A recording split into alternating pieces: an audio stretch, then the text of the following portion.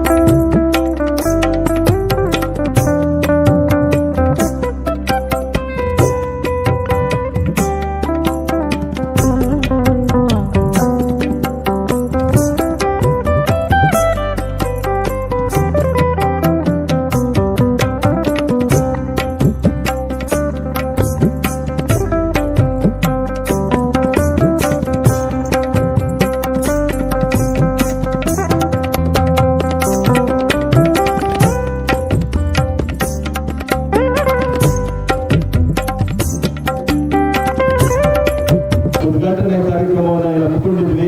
ಇದಕ್ಕೆ ನಿಟ್ಟೂರು ಮಹಾಸಂಸ್ಥಾನದ ನಮ್ಮ ಮೂಲ ಮಠಾಧೀಶರು ಸೋಲೂರು ಮಹಾಸಂಸ್ಥಾನ ಶ್ರೀ ರೇಣುಕಾನಂದ ಸ್ವಾಮೀಜಿಯವರು ಈ ಒಂದು ಕಾರ್ಯಕ್ರಮಕ್ಕೆ ಆಗಮಿಸಿ ತಮ್ಮ ದಿವ್ಯಾಂಗದ ಅಸ್ಥಿಗಳಿಂದ ಎಲ್ಲಾ ಕಾರ್ಯಕ್ರಮಗಳನ್ನ ವಿಜೃಂಭಣೆಯನ್ನ ನೆರವೇರಿಸಿಕೊಟ್ಟಿದ್ದಾರೆ. ಅವರಿಗೆ ತಮ್ಮೆಲ್ಲರ ಪರವಾಗಿ ಮುಖಪೂರ್ವಕ ಸುಸ್ವಾಗತವನ್ನ ಬಯಸ್ತೇನೆ. ಅದರ ಜೊತೆಗೆ ನಮಗೆ ನಮ್ಮ ಒಂದು ಕುಲದೇವಿ ಆಗಿರ್ತಕ್ಕಂಥ ಎಲ್ಲಮ್ಮ, ಅದರಲ್ಲೂ ಹೆನ್ನಾಗರದಲ್ಲಿ ನಾವು ಬಹಳ ಎಲ್ಲರೂ ಹೋಗ್ತೀವಿ. ಪ್ರತಿ ವರ್ಷ ಜಾತ್ರೆ ಆದ್ಮೇಲೆ ತಾಯಿಯನ್ನ ಮನೆಗೆ ಕರೆಸೋದು ಇದೆಲ್ಲ ಪದ್ಧತಿ ಏನಿದೆ. ಅಲ್ಲಿನ ಒಂದು ದೇವಸ್ಥಾನ ಇವತ್ತಿನ ದಿನ ಜೀರ್ಣೋದ್ಧಾರ ವಿಜೃಂಭಣೆಯಿಂದ ನಡೀತಾ ಇದೆ. ಅವರು ಸರಳ ಮೂರ್ತಿಗಳು. ನಿಜವಾಗ್ಲೂ ನಾವು ಹತ್ರದಲ್ಲಿದ್ದು ಅಲ್ಲಿ ಹೋಗಲ್ಲ ಅಷ್ಟು ಕೆಲಸ ಮಾಡೋದಕ್ಕೆ. ಬಟ್ ಅವರು ಬೆಳ್ಳೂರಿಂದ ಬಂದು ತುಂಬಾ ಶ್ರದ್ಧೆ ವಹಿಸಿ ಆ ಒಂದು ಕೆಲಸವನ್ನ ಮಾಡ್ತಾ ಇದ್ದಾರೆ. ಅದ್ದೂರಿಯಾಗಿ ದೇವಸ್ಥಾನ ಬರ್ತಿದೆ. ಅದರ ಅಧ್ಯಕ್ಷರು ಸಹ ಸುರೇಶ್ ಅವರು ಬಂದಿದ್ದಾರೆ. ಅವ್ರಿಗೂ ಸಹ ತುಂಬ ಹೃದಯದ ಸುಸ್ವಾಗತವನ್ನ ಕೊಡ್ತೇನೆ. ಅದೇ ರೀತಿಯಾಗಿ ಎಲ್ಲ ನಮ್ಮ ಸಿಂಧಿ ಮುನೀಶ್ವರಪ್ಪ ಕುಟುಂಬವರಿದ್ದವರು ಎಲ್ಲರೂ ಬಂದು ತಾವೆಲ್ಲರೂ ವಿಜೃಂಭಣೆಯಿಂದ ನಡೆಸ್ಕೊಡ್ತಾ ಇದ್ದೀರಿ. ತಾವೆಲ್ಲರಿಗೂ ಸಹ ಹೃತ್ಪೂರ್ವಕವಾದಂತಹ ಸುಸ್ವಾಗತವನ್ನ ಕೋರ್ತೇನೆ. ಈಗ ಒಂದೆರಡು ಮಾತುಗಳನ್ನ ಆಡ್ಬೇಕು ಅಂತ ಸುರೇಶ್ ಅವರು ಕೇಳಿದ್ರು. ಯಾಕಂದ್ರೆ ಇಲ್ಲಿ ಒಂದು ತಾಯಿಯ ದರ್ಶನಕ್ಕೆ ಅವಕಾಶ ಮಾಡಿಕೊಟ್ಟಂತ ಮತ್ತೆ ಗುರುಗಳ ಪಾದಕ್ಕೆ ನಮಸ್ಕರಿಸ್ತಾ ತಮ್ಮೆಲ್ಲರಿಗೂ ನಮಸ್ಕಾರಗಳು. ಈ ಒಂದು ತಾಯಿಯ ಒಂದು ದೇವಸ್ಥಾನ ನಮ್ಮ ಮುನ್ಸಭಾ ಕುಟುಂಬದವರು ಮತ್ತೆ ಆರಗತ್ತೆ ಗ್ರಾಮಸ್ಥರೆಲ್ಲ ಸೇರಿ ತುಂಬಾ ಚೆನ್ನಾಗಿ ಮಾಡಿದ್ದಾರೆ. ಇಲ್ಲಿ ಇನ್ನೂ ನೆಕ್ಸ್ಟ್ ಲೆವೆಲ್ಗೆ ಇದನ್ನ ಮಾಡ್ಬೋದು. ಅದನ್ನ ನಾವೆಲ್ಲ ಸೇರ್ಕೊಳ್ಳೋಣ. ಯಾಕಂದ್ರೆ ಧರ್ಮ ಉಳಿದ್ರೆ ನಾವೆಲ್ಲ ಉಳಿತೀವಿ. ಧರ್ಮ ಉಳಿಸ್ಲಿಕ್ಕೆ ನಾವೆಲ್ಲ ಹೋರಾಡ್ತಿದ್ದೀವಿ. ಈ ಒಂದು ಆನೇಕಲ್ ತಾಲೂಕಲ್ಲಿ ಹೊಸ ಅಂದ್ರೆ ಹಳೆಯ ದೇವಸ್ಥಾನಗಳೆಲ್ಲ ಇದು ಹೊಸ ದೇವಸ್ಥಾನ, ಹಳೆಯ ದೇವಸ್ಥಾನ ಮಾಡಿದ್ದಾರೆ. ಇದೇ ತರ ಎನ್ನಗರ ಎಲ್ಲಮ್ಮ ತಾಯಿ ದೇವಸ್ಥಾನಗಳನ್ನು ಹೊಸದಾಗಿ ಮಾಡಿದ್ದಲ್ಲ. ಅದು 250 ವರ್ಷಗಳ ಹಿಂದೆ ನಮ್ಮ ಜ್ಯೋತಿಲಿಂಗ ಸ್ವಾಮೀಜಿಗಳು ಪ್ರತಿಷ್ಠಾಪನೆ ಮಾಡಿದಂತಹ ದೇವಸ್ಥಾನ ಮತ್ತೆ ನಾವು ಪುನರ್ ನಿರ್ಮಾಣ ಮಾಡಿ ಈಗ ಲಾಸ್ಟ್ ಜೂನಲ್ಲಿ ನಮ್ಮ ಎಲ್ಲ ವೆಂಕಟೇಶಣ್ಣ ಮತ್ತೆ ಎಲ್ಲ ನಮ್ಮ ಅಕ್ಷಯವರು ಮತ್ತೆ ಅವರ ತಂದೆ ಮಂಜಣ್ಣವರು ಎಲ್ಲ ಈ ಒಂದು ಆರಗತ್ತೆ ಗ್ರಾಮಸ್ಥರು ಮತ್ತೆ ಈ ಸುತ್ತಮುತ್ತ ಎಂಟೈರ್ ಆನೇಕಲ್ ತಾಲೂಕಿನ ಎಂಟೈರ್ ಜನತೆಗೆ ಅದಕ್ಕೆ ಸಹಕಾರ ಕೊಟ್ಟು 1 ವರ್ಷದಲ್ಲಿ ಅಂದ್ರೆ 365 ದಿವಸದಲ್ಲಿ ತುಂಬಾ ಒಳ್ಳೆ ದೇವಸ್ಥಾನ ಹೇಳ್ಬೇಕಾದ್ರೆ ಈಗ ಆನೇಕಲ್ ತಾಲೂಕಲ್ಲಿ ಅಂತ ಒಂದು ಒಳ್ಳೆ ದೇವಸ್ಥಾನ ಅಂತ ಹೆಸರು ಬರ್ತಾ ಇದೆ ಅಂತ ಹೇಳಿದ್ರೆ ಅದಕ್ಕೆಲ್ಲ ಕಾರಣಕರ್ತರು ಈ ಆನೇಕಲ್ ತಾಲೂಕಿನ ಎಂಟೈರ್ ಜನಗಳು ಮತ್ತೆ ನಮ್ಮ ಬೆಂಗಳೂರು ಕರ್ನಾಟಕದ ಜನಗಳು. ಇದೆಲ್ಲರನ್ನು ಸಾಧ್ಯವಾಗಿದ್ದು ಎಲ್ಲರ ಸಹಕಾರದಿಂದ ಇನ್ನು ಮುಂದೆ ಧರ್ಮ ಉಳಿಸಬೇಕಾದ್ರೆ ಇಂಥ ಒಂದು ಹಳೆಯ ದೇವಸ್ಥಾನಗಳ ಜೀರ್ಣೋದ್ಧಾರ ಮಾಡಿ ನೆಕ್ಸ್ಟ್ ನಮ್ಮ ಮಕ್ಕಳಿಗೆ ಅದೊಂದು ಇದನ್ನ ಸಾವಿರಾರು ವರ್ಷಗಳಾದ್ರೂ ಎಲ್ಲ ಪೂರ್ತಿ ಕಲ್ಲಲ್ಲೇ ಮಾಡಿದ್ದೀವಿ. ಅದೇ ತರ ಇಲ್ಲೂ ಮಾಡಿದರೆ ಚೆನ್ನಾಗಿದೆ. ಇದನ್ನ ಇನ್ನೂ ನೆಕ್ಸ್ಟ್ ಲೆವೆಲ್ ಕಂಟಿನ್ಯೂ ಮಾಡೋಣ. ನಮಸ್ತೆ, ನಮ್ಮೆಲ್ಲರಿಗೂ ವಂದನೆಗಳು.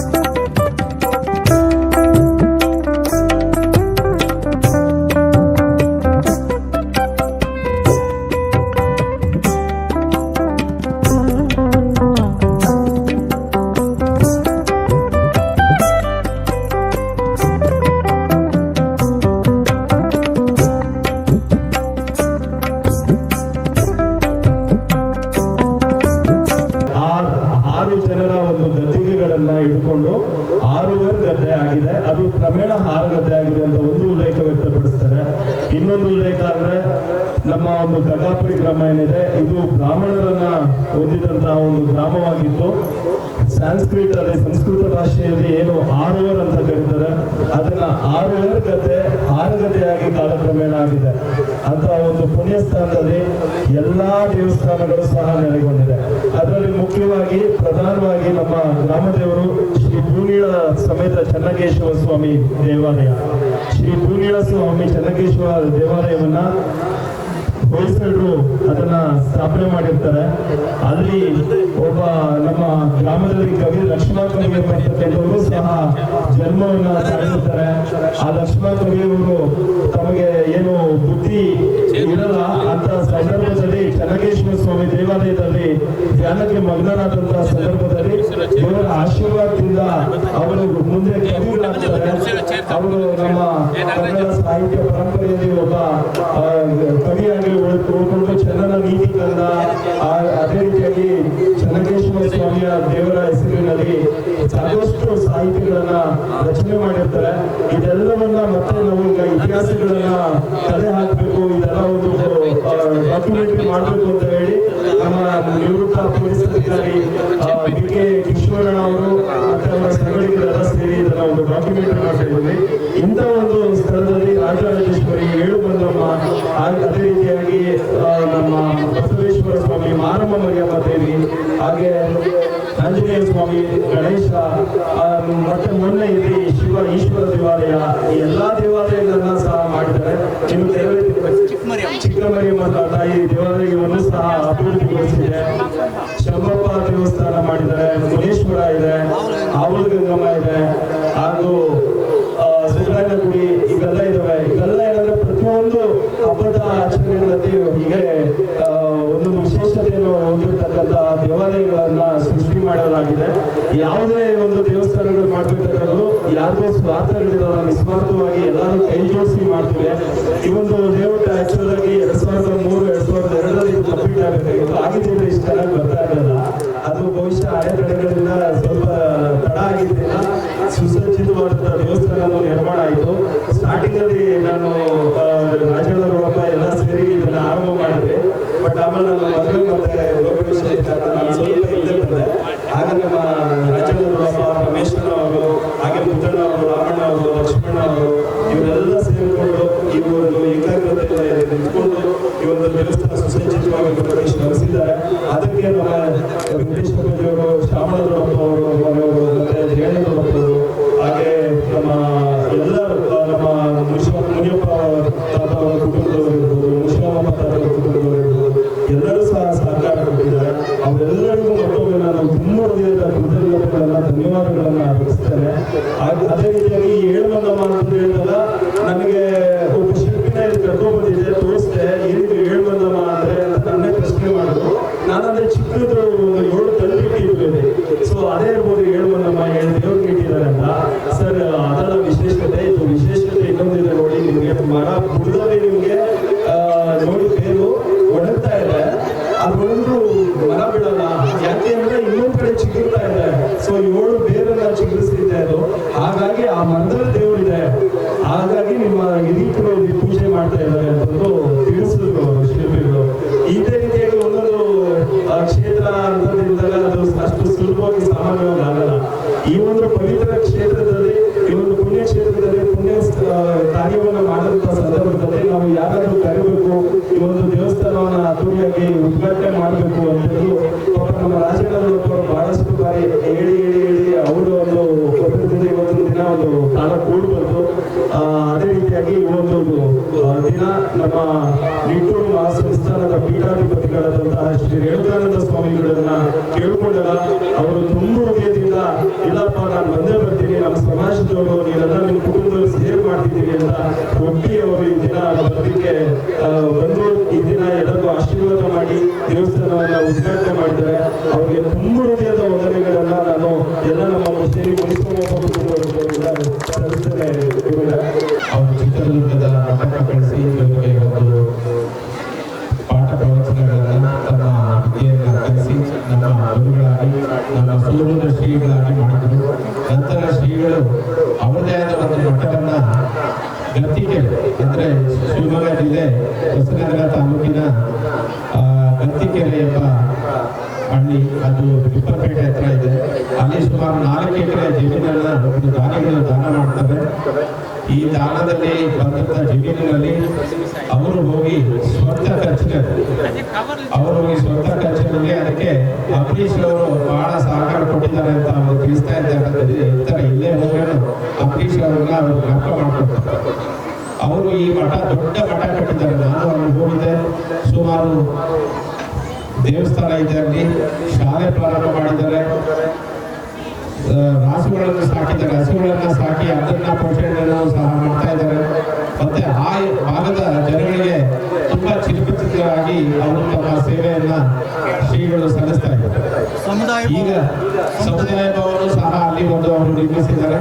ಮುನಿಸ್ವಾಮಪ್ಪ ಅವರ ಕುಟುಂಬದವರು ಎಲ್ಲರೂ ಸೇರಿ ತುಂಬ ಸುಂದರವಾಗಿ ಸರಳವಾಗಿ ತಾಯಿಗೆ ಗುಡಿಯನ್ನು ನಿರ್ಮಿಸಿ ಆ ತಾಯಿಯ ದೇವತೆಗೆ ಮಂದಿರವನ್ನು ಕಟ್ಟುವ ಮೂಲಕವಾಗಿ ನೀವೆಲ್ಲರೂ ಸಹ ಭಕ್ತಿ ಸಮರ್ಪಣೆಯನ್ನು ಸಲ್ಲಿಸಿದಿರಿ.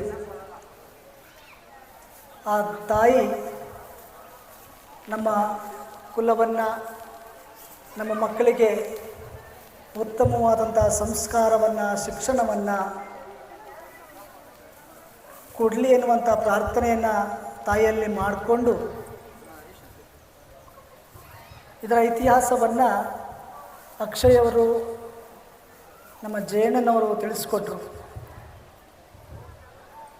ಯಾವುದೇ ಒಂದು ಕ್ಷೇತ್ರ ಪುಣ್ಯಕ್ಷೇತ್ರ ಅಂತ ಕರೆಸ್ಕೋಬೇಕು ಅಂದರೆ, ಪವಿತ್ರ ಕ್ಷೇತ್ರ ಅನಿಸ್ಕೋಬೇಕು ಅಂದರೆ ಅಲ್ಲಿ ಯಾವುದೋ ಒಂದು ಶಕ್ತಿ ಅಡಕವಾಗಿರ್ತದೆ. ಆ ಶಕ್ತಿ ಇಲ್ಲ ಅಂದರೆ ಆ ಕ್ಷೇತ್ರ ಪುಣ್ಯಕ್ಷೇತ್ರವಾಗಲಿಕ್ಕೆ ಸಾಧ್ಯವಾಗೋದಿಲ್ಲ. ನಾನು ರಾಜ, ನಾನು ದೊಡ್ಡ ಪ್ರಧಾನಮಂತ್ರಿ, ಮುಖ್ಯಮಂತ್ರಿ ಅಂದ್ಬಿಟ್ಟು ಹಸುವಿನ ಬೆನ್ನಿನ ಮೇಲೆ ಹೋಗಿ ಕೂತ್ಕೊಂಡು ಹಾಲು ಕೊಡುತ್ತಾ ಹಸು ಸಾಧ್ಯನೇ ಇಲ್ಲ.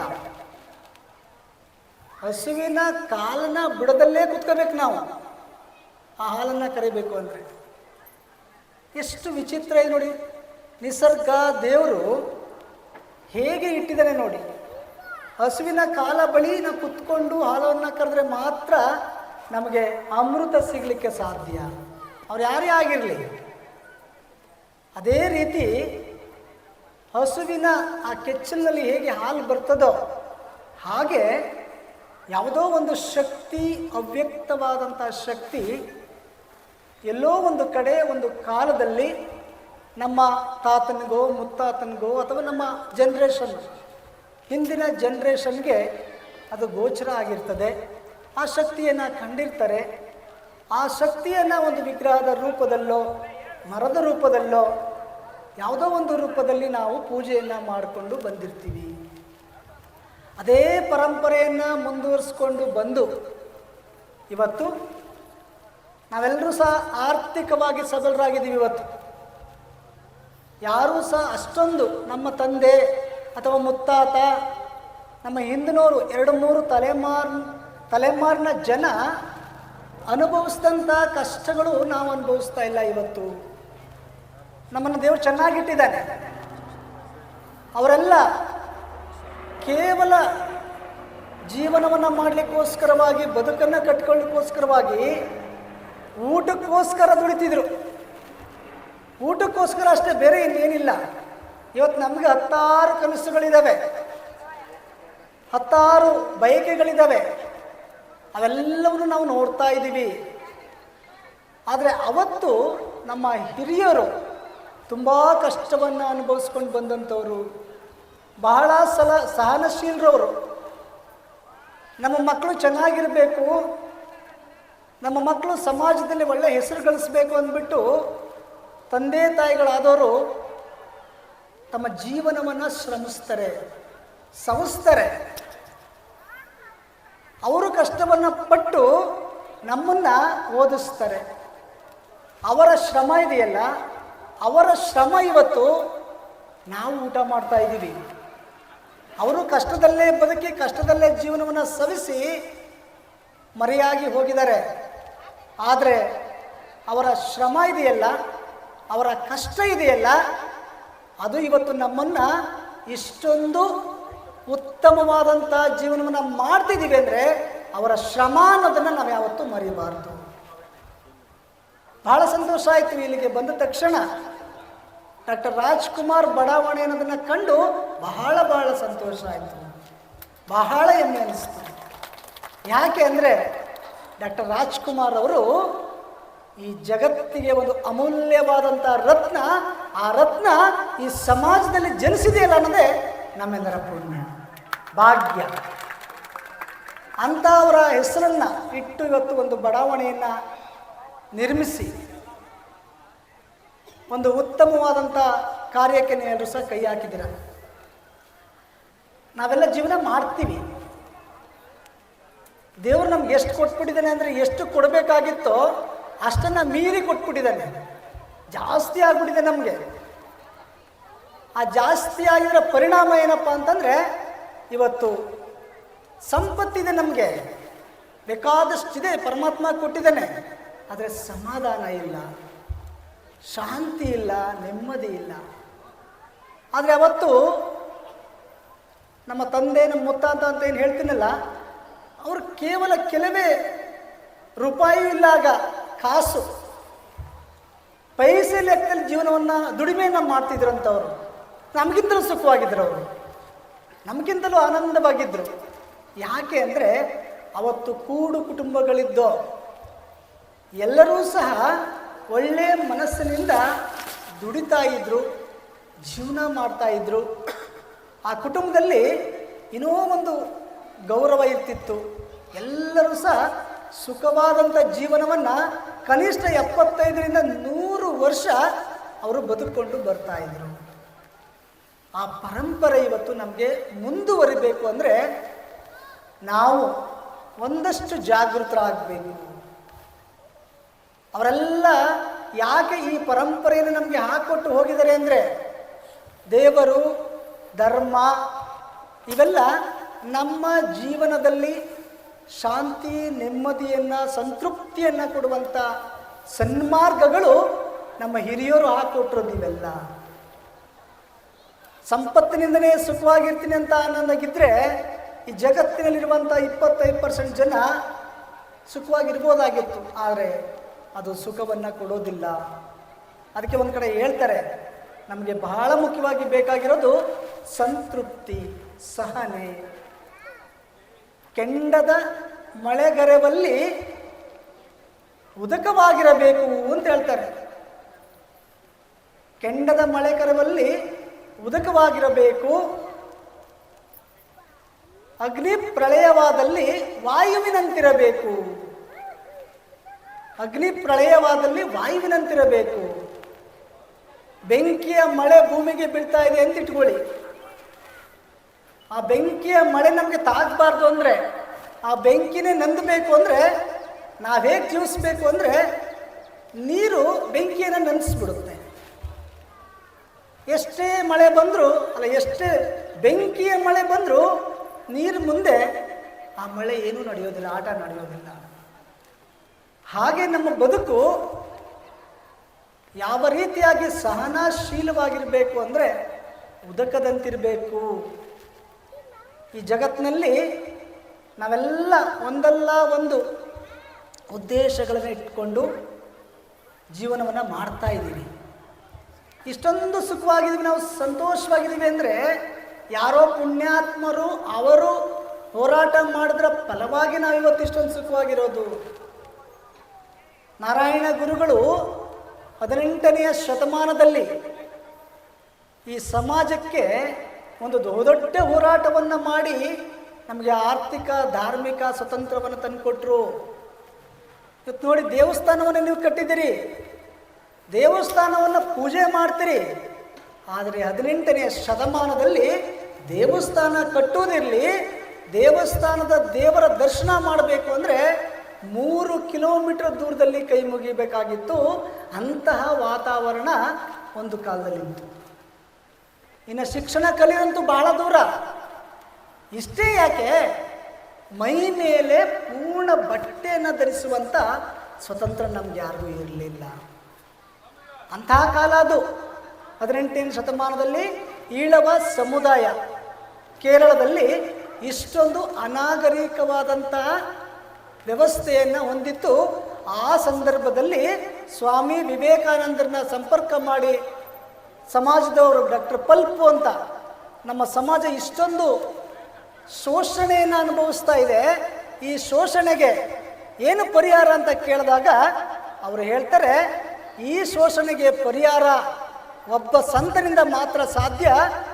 ನೀವು ಕೇರಳದಲ್ಲಿರುವಂಥ ನಾರಾಯಣ ಗುರುಗಳ ಮಾರ್ಗದರ್ಶನದಲ್ಲಿ ಸಾಗಿದ್ರೆ ಈ ಒಂದು ಸಮಸ್ಯೆಗೆ ಪರಿಹಾರ ಸಿಗುತ್ತೆ ಅಂತ ಡಾಕ್ಟರ್ ಪಲ್ಪು ಅವರಿಗೆ ಸ್ವಾಮಿ ವಿವೇಕಾನಂದರು ಹೇಳ್ತಾರೆ.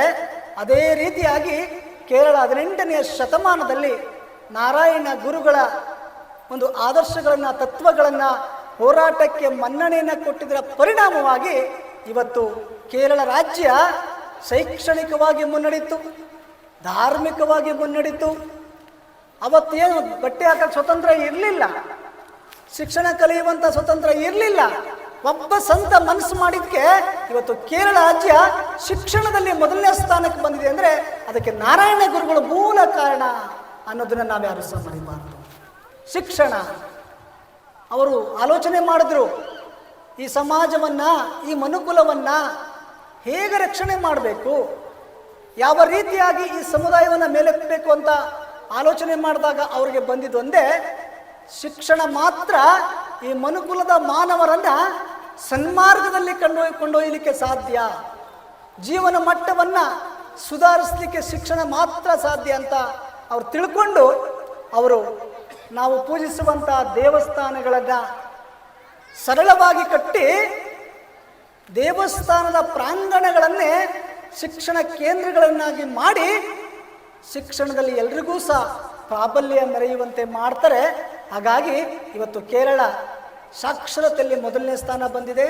ಇದರ ಜೊತೆಗೆ ಅವತ್ತಿನ ಪರಿಸ್ಥಿತಿ ಆಗಿತ್ತಲ್ಲ, ನಮಗೆ ಶಿಕ್ಷಣ ಕಲಿಯೋ ಸ್ವತಂತ್ರ ಇರಲಿಲ್ಲ, ಧಾರ್ಮಿಕ ಸ್ವತಂತ್ರ ಇರಲಿಲ್ಲ, ಮೈ ಮೇಲೆ ಬಟ್ಟೆ ಧರಿಸೋ ಸ್ವತಂತ್ರ ಇರಲಿಲ್ಲ.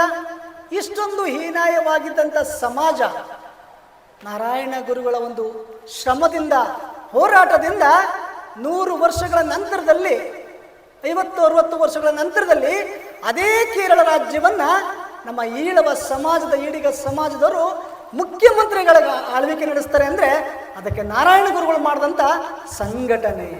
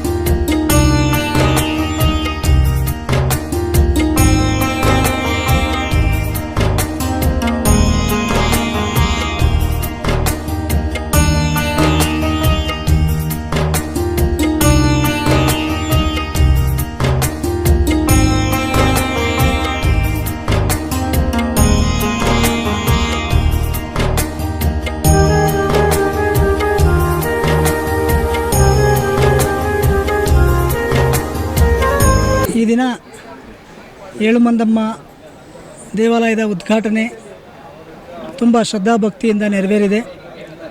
ನಮ್ಮ ಹಾರಗದ್ದೆಯ ಎಲ್ಲ ಕುಟುಂಬ ವರ್ಗದವರು ಸೇರಿ ತುಂಬ ಸುಂದರವಾದಂತಹ ಸರಳವಾದಂತಹ ದೇವಸ್ಥಾನವನ್ನು ನಮ್ಮ ಡಾಕ್ಟರ್ ರಾಜ್ಕುಮಾರ್ ಬಡಾವಣೆಯಲ್ಲಿ ನಿರ್ಮಾಣ ಮಾಡಿದ್ದಾರೆ. ಸಾಮಾನ್ಯವಾಗಿ ಮನುಷ್ಯನಿಗೆ ಬಹಳ ಮುಖ್ಯವಾಗಿ ಉತ್ತಮವಾದಂಥ ಜೀವನವನ್ನು ನಡೆಸಬೇಕು ಅಂತಂದರೆ ಭಕ್ತಿ ಮಾರ್ಗ ಬಹಳ ಅವಶ್ಯಕ. ಈ ಬಡಾವಣೆಯಲ್ಲಿರುವಂಥ ಎಲ್ಲರೂ ಉತ್ತಮವಾದಂಥ ಜೀವನವನ್ನು ಸಹೋದರತ್ವದಿಂದ ಭಾತೃತ್ವದಿಂದ ಬಾಳಬೇಕು ಅಂತಂದರೆ ಆ ದೇವರನ್ನು ಪ್ರಾರ್ಥನೆ ಭಜಿಸ್ತಾ ಒಂದಿಷ್ಟು ಆ ದೇವರಿಗೆ ಕೈ ಮುಗಿದುಕೊಂಡು ನಾವು ನಮ್ಮ ಕೆಲಸಗಳನ್ನು ಪ್ರಾರಂಭ ಮಾಡಿದ್ರೆ ಖಂಡಿತವಾಗಿಯೂ ಆ ಕುಟುಂಬಕ್ಕೆ ಅವರಿಗೆ ಸುಖ ಶಾಂತಿ ನೆಮ್ಮದಿ ನೆಲೆಸಲಿಕ್ಕೆ ಸಾಧ್ಯವಾಗ್ತದೆ. ಅಂಥ ಒಂದು ಹಿನ್ನೆಲೆಯಲ್ಲಿ ಇವತ್ತು ಉತ್ತಮವಾದಂಥ ಕೆಲಸವನ್ನು ನಮ್ಮ ಹಾರಗದ್ದೆಯ ಎಲ್ಲ ಕುಟುಂಬ ವರ್ಗದವರು ಸೇರಿಕೊಂಡು ಭಕ್ತಿಯಿಂದ ಬಹಳ ಶ್ರದ್ಧಾಭಕ್ತಿಪೂರ್ವಕವಾಗಿ ಇವತ್ತು ದೇವಸ್ಥಾನವನ್ನು ನಿರ್ಮಾಣ ಮಾಡಿದ್ದಾರೆ. ನಾರಾಯಣ ಗುರುಗಳು 18ನೇ ಶತಮಾನದಲ್ಲಿ ಒಂದು ಸುಂದರವಾದಂಥ ಮಾತನ್ನು ಹೇಳಿದರೆ, ಮನುಷ್ಯನಿಗೆ ಭಕ್ತಿ ಮಾರ್ಗ ಇದ್ದಾಗ ಮಾತ್ರ ಶಕ್ತಿ ಬರಲಿಕ್ಕೆ ಸಾಧ್ಯ ಆಗ್ತದೆ. ಆ ಶಕ್ತಿ ಶೈಕ್ಷಣಿಕವಾಗಿ, ಸಂಘಟನಾತ್ಮಕವಾಗಿ, ಭಾತೃತ್ವ, ಸಹೋದರತ್ವ ಇವೆಲ್ಲವೂ ಸಹ ಒಡಮೂಡಬೇಕು ಅಂತಂದರೆ ಅವನಿಗೆ ಬಹಳ ಮುಖ್ಯವಾಗಿ ಮೊದಲು ಭಕ್ತಿ ಮಾರ್ಗವನ್ನು ರೂಢಿಸಬೇಕು ಎನ್ನುವಂಥ ಒಂದು ದೃಷ್ಟಿಯಲ್ಲಿ ದೇವಾಲಯಗಳನ್ನು ಕಟ್ಟುವಂಥ ಕೆಲಸವನ್ನು ನಾರಾಯಣ ಗುರುಗಳು 18ನೇ ಶತಮಾನದಲ್ಲಿ ಹಾಕಿ ನಮಗೆ ದಾರಿಯನ್ನು ತೋರಿಸ್ಕೊಟ್ಟು ಹೋಗಿದ್ದಾರೆ. ಅಂಥ ಒಂದು ದಾರಿಯಲ್ಲಿ ಇವತ್ತು ಒಂದು ಉತ್ತಮವಾದ ದೇವಸ್ಥಾನವನ್ನು ನಿರ್ಮಾಣ ಮಾಡಿ ನಮ್ಮ ಎಲ್ಲ ಬಡಾವಣೆಯ ಜನರಿಗೆ ಒಂದು ಭಕ್ತಿಯನ್ನು ಸಲ್ಲಿಸಲಿಕ್ಕೆ, ತಮ್ಮ ಅಂತರಂಗದಲ್ಲಿ ಅಡಗಿರುವಂಥ ಭಕ್ತಿಯನ್ನು ವ್ಯಕ್ತಪಡಿಸಲಿಕ್ಕೆ ಏಳುಮಂದಮ್ಮ ತಾಯಿ ದೇವಸ್ಥಾನವನ್ನು ನಿರ್ಮಾಣ ಮಾಡಿರೋದು ಭಾಳಷ್ಟು ಸಂತಸದ ಸಂಗತಿ ಅಂತ ನಾನು ತಿಳಿಸ್ಕೊಂಡಿದ್ದೀನಿ. ನಮ್ಮ ಕಮಿಟಿಯ ಎಲ್ಲ ಸದಸ್ಯರುಗಳಿಗೂ ನಾನು ಒಂದೇನೇನಪ್ಪ ಹೇಳಲಿಕ್ಕೆ ಇಷ್ಟಪಡ್ತೀನಿ ಈ ಸಂದರ್ಭದಲ್ಲಿ ಅಂತಂದರೆ, ದೇವಸ್ಥಾನದ ಆವರಣ ಸ್ವಚ್ಛವಾಗಿರಬೇಕು, ದೇವಸ್ಥಾನದ ದೇವರಿಗೆ ಪೂಜಾ ಕಾರ್ಯಗಳು ನಡೀಬೇಕು. ಆ ಮೂಲಕವಾಗಿ ನಾವೆಲ್ಲರೂ ಸಹ ನಮ್ಮ ಮನಸ್ಸಿನಲ್ಲಿ ಅಡಗಿರುವಂಥ ಒಂದು ಕೊಳೆಯನ್ನು ಕಳೆದುಕೊಳ್ಳಲಿಕ್ಕೆ ಈ ತಾಯಿ ನಮಗೆ ಆಶೀರ್ವಾದವನ್ನು ಮಾಡಲಿ ಅಂತ ಈ ಸಂದರ್ಭದಲ್ಲಿ ದೇವಸ್ಥಾನ ನಿರ್ಮಾಣ ಮಾಡಿದಂಥ ಎಲ್ಲರಿಗೂ ಶುಭವನ್ನು ಹಾರೈಸ್ತೇನೆ. ನಮ್ಮ ಹಾರಗದ್ದೆ ಗ್ರಾಮದಲ್ಲಿ ಏಳುಮಂದಮ್ಮ ತಾಯಿ ದೇವಾಲಯವನ್ನು ಜೀರ್ಣೋದ್ಧಾರ ಮಾಡಬೇಕು ಅಂತ, ಯಾಕೆಂದರೆ ನಮ್ಮ ಅಜ್ಜಿಯವರು ಮಾಡಿದ್ದಂತಹ ದೇವಸ್ಥಾನ ಅದು. ಇಲ್ಲಿನ ಗ್ರಾಮಸ್ಥರ ಒಂದು ನೆರವಿನೊಂದಿಗೆ ಅವರು ಒಂದು ಚಿಕ್ಕದಾಗಿ ಮಾಡಿದರು ಮುಂಚೆ. ತದನಂತರ ಇಲ್ಲಿ ಬಂದಂಥ ಒಬ್ಬ ಶಿಲ್ಪಿ ಹೇಳಿದ್ರು, ಏಳುಮಂದಮ್ಮ ಅಂದರೆ ಇನ್ನೊಂದು ವಿಶೇಷ ಇದೆ ಸರ್. ಇದು ಏನು ಮರ ಇದೆ ಅದು ಬುಡದಿಂದ ಏನು ಒಣಗ್ಕೊಂಡು ಹೋಗ್ತಾ ಇದೆ, ಮತ್ತೆ ಅದು ಚಿಗುರುತ್ತಾ ಇದೆ. ಸೊ 7 ಬೇರುಗಳನ್ನು ಹೊಂದಿರೋದ್ರಿಂದ ಇದು ಏಳುಮಂದಮ್ಮ ಆಗಿ ಪರಿವರ್ತನೆ ಆಗಿದೆ ಅಂತ. ಅದೇ ರೀತಿಯಾಗಿ ಮುಂಚೆ ಈಗೆಲ್ಲ ಅಭಿವೃದ್ಧಿ ಹೊಂದಿರತಕ್ಕಂತಹ ಗ್ರಾಮವಾಗಿದೆ ನಮ್ಮದು, ಬೆಂಗಳೂರಿಗೆ ಸಮೀಪಿಸಿದೆ, ಈ GBಯನ್ನು ಆಗ್ತಾ ಇದೆ. ಇಂಥ ಸಂದರ್ಭದಲ್ಲಿ ನಮ್ಮ ಗ್ರಾಮ ಆಗಿ ಇದ್ದಂತಹ ಸಂದರ್ಭದಲ್ಲಿ ಹಿಂದಿನ ದಿನಗಳಲ್ಲಿ ಇಲ್ಲಿ ಏನು ಬೆಳೆ ಬೆಳೀತಿದ್ರು, ಎಲ್ಲ ರೈತರು ಸೇರಿ ಆ ಬೆಳೆಯಲ್ಲಿ ಬಂದಂಥ ಫಸಲನ್ನು ದೇವರಿಗೆ ಮೀಸಲಿಟ್ಟು ಇಲ್ಲಿ ಒಂದು ಅವರ ಒಂದು ಧಾರ್ಮಿಕ ಆಚರಣೆಗಳನ್ನು ಮಾಡ್ತಾ ಇದ್ದಂತಹ ಸಂದರ್ಭವನ್ನು ನೆನಬೇಕಾಗಿದೆ. ಈ ಒಂದು ಪ್ರತೀತಿ ಸ್ವಲ್ಪ ಬದಲಾವಣೆ ಆದರೂ ಸಹ ನಗರ ಭಾಗದಲ್ಲಿ ಭಕ್ತಿ ಅನ್ನೋದು ಯಾರಲ್ಲೂ ಸಹ ಕಡಿಮೆ ಆಗಲಿಲ್ಲ. ಆ ಭಕ್ತಿ ಅನ್ನೋದು ದಿನಕ್ಕೂ ಹೆಚ್ಚೆಚ್ಚು ಹೋಗ್ತಾ ಇದೆ. ದೇವಸ್ಥಾನಗಳನ್ನು ನಿರ್ಮಾಣ ಮಾಡೋದ್ರ ಜೊತೆಗೆ ಭಕ್ತಾದಿಗಳು ಭಕ್ತಿ ಭಾವನೆಗಳಿಂದ ದೇವಾಲಯಗಳಿಗೆ ಹೋಗಿ ತಮ್ಮ ಒಂದು ಸೇವೆಯನ್ನು, ಸಂಕಲ್ಪವನ್ನು ಅಲ್ಲಿ ಅರ್ಪಿಸಬೇಕು ಅಂತ ನಾನು ಈ ಮೂಲಕ ತಮ್ಮೆಲ್ಲರಿಗೂ ಮನವಿ ಮಾಡಿಕೊಳ್ತಾ ಇದ್ದೇನೆ. ತಾವುಗಳು ಸಹ ಸಾಧ್ಯವಾದಲ್ಲಿ ಹಾರಗದ್ದೆ ಗ್ರಾಮ ಸಾಕಷ್ಟು ದೇವಸ್ಥಾನಗಳನ್ನು ಹೊಂದಿರತಕ್ಕಂತಹ ದೇವನಗಿರಿ ಪುಣ್ಯಕ್ಷೇತ್ರವಾಗಿ ಹೊರಹೊಮ್ಮಿದೆ. ತಾವುಗಳು ಸಹ ಆಗಮಿಸಿ ಇದೊಂದು ಐತಿಹಾಸಿಕ ತಾಣವಾಗ್ತಾ ಇದೆ, ಇದು ತಮ್ಮ ಒಂದು ಭಕ್ತಿಯನ್ನು ನೀಡಿ ಅಂತ ಈ ಮೂಲಕ ತಮ್ಮಲ್ಲಿ ಕೇಳ್ಕೊಳ್ತೇನೆ. ಈ ಒಂದು ಕಾರ್ಯಕ್ರಮಕ್ಕೆ ಆಗಮಿಸಿ ಈ ಒಂದು ಕಾರ್ಯಕ್ರಮವನ್ನು ಯಶಸ್ವಿ ಮಾಡಿದ್ದಕ್ಕಾಗಿ ಸರ್ವರಿಗೂ, ನಮ್ಮ ಕುಟುಂಬದವರಿಗೆ ಹಾಗೂ ಸಾರ್ವಜನಿಕರಿಗೆ ಹಾಗೂ ಮುಖ್ಯವಾಗಿ ನಮ್ಮ ರೇಣುಕಾನಂದ ಸ್ವಾಮೀಜಿಗಳು ನಿಟ್ಟೂರು ಮಹಾಸಂಸ್ಥಾನ ಶಿವಮೊಗ್ಗ ತೀರ್ಥಹಳ್ಳಿಯಿಂದ ಬಂದಿದ್ದಾರೆ. ನಮ್ಮ ಒಂದು ಕರೆಗೆ ಒಗ್ಗುಟ್ಟು ನಮಗೆ ಆಶೀರ್ವಾದ ಮಾಡಿದ್ದಾರೆ. ನಮ್ಮ ದೇವಸ್ಥಾನಕ್ಕೆ ಈ ದಿನ ಅವರ ಒಂದು ದಿವ್ಯ ಪಾದವನ್ನು ಸ್ಪರ್ಶ ಮಾಡಿದ್ದಾರೆ. ಅವರಿಗೆ ತುಂಬ ಹೃದಯದ ಧನ್ಯವಾದಗಳನ್ನು ನಾನು ತಮ್ಮೆಲ್ಲರ ಪರವಾಗಿ ಸಲ್ಲಿಸ್ತೇನೆ. ನಮಸ್ಕಾರ. ಇವತ್ತು ನಮ್ಮ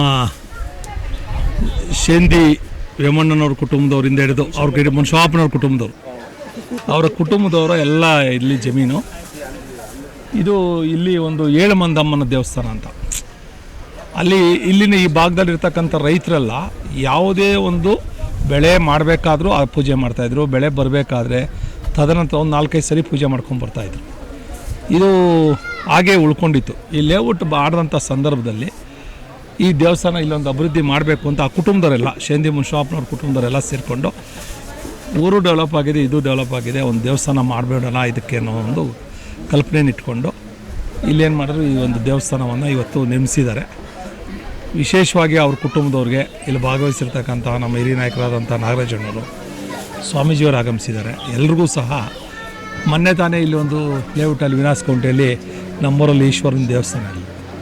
ನಮ್ಮೂರ ಇತಿಹಾಸ ನಿಮಗೆಲ್ಲ ಗೊತ್ತಿರೋ ಹಾಗೆ ಇಲ್ಲಿರ್ತಕ್ಕಂಥ ಎಲ್ಲ ದೇವಸ್ಥಾನಗಳು ಅಭಿವೃದ್ಧಿ ಆಗೋಯಿತು. ಹಳೆಯ ದೇವಸ್ಥಾನಗಳು, ಮುಜರಾಯಿ ದೇವಸ್ಥಾನಗಳು ಎಲ್ಲ ಅಭಿವೃದ್ಧಿ ಆಯಿತು.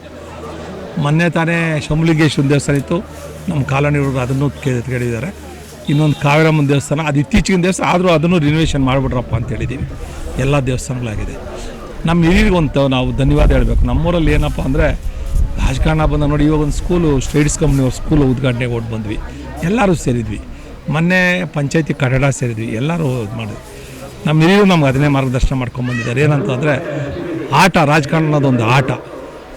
ಎಲೆಕ್ಷನ್ ಬಂದಾಗ ನೀವು ಪಕ್ಷ, ಆಮೇಲೆ ನಮ್ಮೂರಿಗೆ ಏನು ಬರಬೇಕು ಅನ್ನೋದನ್ನು ನೋಡಿರಿ, ನಮ್ಮೂರಲ್ಲಿ ಏನು ಕಾರ್ಯ ಆಗಬೇಕು ಅನ್ನೋದನ್ನು ನೋಡಲಿ ಅಂತ ಮಾರ್ಗದರ್ಶನ ನೀಡಿದಂಥ ಬಸವರಾಜ್ ಅವರು ಇರ್ಬೋದು, ನಮ್ಮ ನಾಗರಾಜಣ್ಣವರು, ನಮ್ಮ ವೆಂಕಟೇಶ್ ಅಣ್ಣವ್ರು ಇರ್ಬೋದು, ಹಿರಿಯರು ಎಲ್ಲರೂ ನಮ್ಮ ಮಾರ್ಗದರ್ಶನ.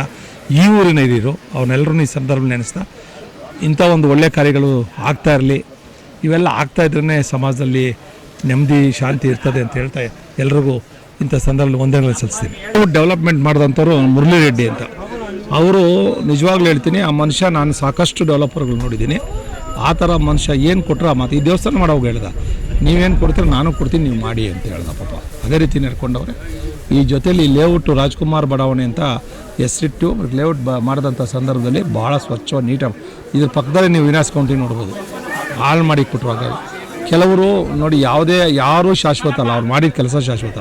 ಈಗ ನೋಡಿ ಅವ್ರು ಒಳ್ಳೇದು ಮಾಡಿದರೆ ನಾವು ನೆನೆಸ್ಕೊಳ್ತೀವಿ, ಕೆಟ್ಟದ್ದು ಮಾಡಿದ್ರು ನೆನೆಸ್ಕೊಳ್ತೀವಿ, ಇಷ್ಟೇ ಇರೋದು. ಇದು ನಾನು ನೋಡಿದ ರೀತಿಯಲ್ಲಿ ಇದೊಂಥರ ಗದ್ದೆಗಳಿತ್ತು, ಸ್ವಲ್ಪ ಹೊಲ ಎಲ್ಲ ಇತ್ತು. ಇದು ಇದ್ದಾಗ ನನಗೇನಿಸುತ್ತೆ, ಇಲ್ಲಿ ಜಾಗದಲ್ಲಿ ದೇವಸ್ಥಾನ ಕಟ್ಟಿದ್ದಾರೆ ಅಂತೇಳಿ ನನಗೆ ಸ್ವಲ್ಪ ಆಶ್ಚರ್ಯ ಆಯಿತು. ಯಾಕಂತೇಳಿದ್ರೆ ಈಗೆಲ್ಲ ಲೇಔಟ್ ಆಗ್ಬಿಟ್ಟಿದೆಲ್ಲ, ಹೆಂಗೆ ಶಕ್ತಿ ಸಿಗ್ತಿಲ್ಲ ಅಂತ. ಶಕ್ತಿ ಸಿಗಬೇಕಾದ್ರೆ ಈ ಮರ ಅಂತ ಕಾರಣ, ಈ ಮರದಲ್ಲಿ ಇದು ಒಣಗ್ತಾ ಇರ್ತೈತೆ ಮತ್ತೆ ಚಿಗುರ್ತಾ ಇರ್ತೈತೆ. ಇದು ತದನಂತರ ಇಲ್ಲಿ ಶಕ್ತಿ ಇದೆ ಅಂತೆ. ಶಕ್ತಿ ಇದೆ ಅಂತ ಹೇಳಿದ್ರೆ ಇಲ್ಲಿ ಏನಾದರೂ ಹೊಲ ಕೊಯ್ಬೇಕಾದ್ರೆ ಇಲ್ಲಿ ಪೂಜೆ ಮಾಡಿ ಹೊಲ ಕೊಯ್ಲಿಲ್ಲ ಅಂದರೆ ಅವ್ರು ತೊಂದರೆ ಆಗ್ತೈತಂತೆ. ಎಲ್ಲ ಕಡೆ ಎಲ್ರಿಗೂ ಅಷ್ಟೇ, ಇಲ್ಲಿ ಯಾರೇ ಬರಲಿ, ಗದ್ದೆ ಕೊಯ್ಲಿ, ಹೊಲ ಕೊಯ್ಲಿ ಎಲ್ಲ ಬಂದು ಇಲ್ಲಿ ಪೂಜೆ ಮಾಡಿ ಬಲಿ ಕೊಡಬೇಕಂತೆ. ಬಲಿ ಕೊಡುವಂಥ ದೇವಸ್ಥಾನ ಇದು. ಆದರೂ ಸಹ ಈ ಅಮ್ಮ ಇಲ್ಲಿ ಇವ್ರಿಗೆ ಯಾವ ರೀತಿ ಶಕ್ತಿ ಬುದ್ಧಿ ಕೊಟ್ಟಿದೆ ಅಂತೇಳಿ ಅದಕ್ಕೆಲ್ಲ ನಾವೆಲ್ಲನೂ ಧನ್ಯವಾದ ಹೇಳಬೇಕು. ಇಲ್ಲಿ ಯಾರೂ ಇಲ್ಲ ಅಂದರೆ ಮನೆಗಳೆಲ್ಲ ದೂರ ಇದ್ದಾವೆ. ಆದ್ರೆ ಇಲ್ಲಿ ನೋಡಿ ಅಲ್ಲೊಂದು ದೇವಸ್ಥಾನ ಕಲ್ಲಲ್ಲಿ ಕಟ್ಟಿದ್ದಾರೆ. ಅದನ್ನು ಏನೋ ನಮ್ಮ ಗ್ರಾಮಗಳೆಲ್ಲ ಕಟ್ಟಲ್ಲ, ಕಲ್ಲಲ್ಲಿ ಅಂಥದ್ದು ಕಲ್ಲಲ್ಲಿ ಕಟ್ಟಿ ಪ್ಲೇಸ್ ಸುತ್ತು ಇದಕ್ಕೆ ಏನು ಗೊತ್ತಾ ಒಂದು ಆಕಾರ ಕೊಟ್ಟಿದ್ದಾರೆ. ಆಕಾರ ಕೊಟ್ಟಿದ್ದಕ್ಕೆ ಏನು ಗೊತ್ತಾ, ದೇವಸ್ಥಾನಕ್ಕೆ ಒಂದು ಶಕ್ತಿ ಬಂದಾಗಾಯಿತು. ಈ ಒಂದು ಈಗ ಧಾರ್ಮಿಕ ಕಾರ್ಯಕ್ರಮಗಳಲ್ಲಿ ಭಗವಂತ ಎಲ್ಲರಿಗೂ ಈಗ ಶಕ್ತಿ ಕೊಡ್ತಾ ಇದ್ದಾರೆ. ಒಬ್ಬೊಬ್ರಿಗೂ ಒಂಥರ ಶಕ್ತಿ ಕೊಟ್ಟು ಅದರ ದಾರಿ ತೋರಿಸಿ ಅವ್ರವ್ರಿಗೆ ಏನು ಗೊತ್ತಾ ದೇವಸ್ಥಾನ ಮಾಡಬೇಕು, ಒಳ್ಳೆ ಉತ್ತಮವಾದ ಕೆಲಸ ಮಾಡ್ಕೊಂಡು ಹೋಗ್ಬೇಕಂತೇಳಿ ಜನಗಳು ಇವತ್ತು ಧಾರ್ಮಿಕವಾದ ಕೆಲಸಗಳು ಎಲ್ಲರನ್ನೂ ಸ್ಪಂದಿಸ್ತಾ ಇದ್ದಾರೆ. ಅದಕ್ಕೆ ಎಲ್ಲರೂ ಧನ್ಯವಾದ ಹೇಳಕ್ಕೆ ಇಷ್ಟಪಡ್ತೀನಿ. ಅದೇ ರೀತಿಯಾಗಿ ಇವತ್ತೇನು ಮುನ್ಷಾಪ್ನವರು, ಎಮ್ಮಣ್ಣವರು ಮುನ್ಷಾಪ್ನವರು ಅವ್ರ ಕುಟುಂಬದವರು ಇವತ್ತು ಎಲ್ಲರೂ ಸೇರಿ ಅವ್ರ ಜೊತೆಗೆ ಭಕ್ತಾದಿಗಳನ್ನ ಸೇರಿಸ್ಕೊಂಡು ಇವತ್ತು ದೇವಸ್ಥಾನ ಕಡೆ ಅವ್ರಿಗೆಲ್ಲರೂ ಧನ್ಯವಾದಗಳು ಹೇಳಿ ಅವ್ರಿಗೆಲ್ಲರೂ ಭಗವಂತ ಒಳ್ಳೇದು ಮಾಡಲಿ ಅಂತ ಆಶಿಸ್ತಾ ಇದ್ದೀನಿ.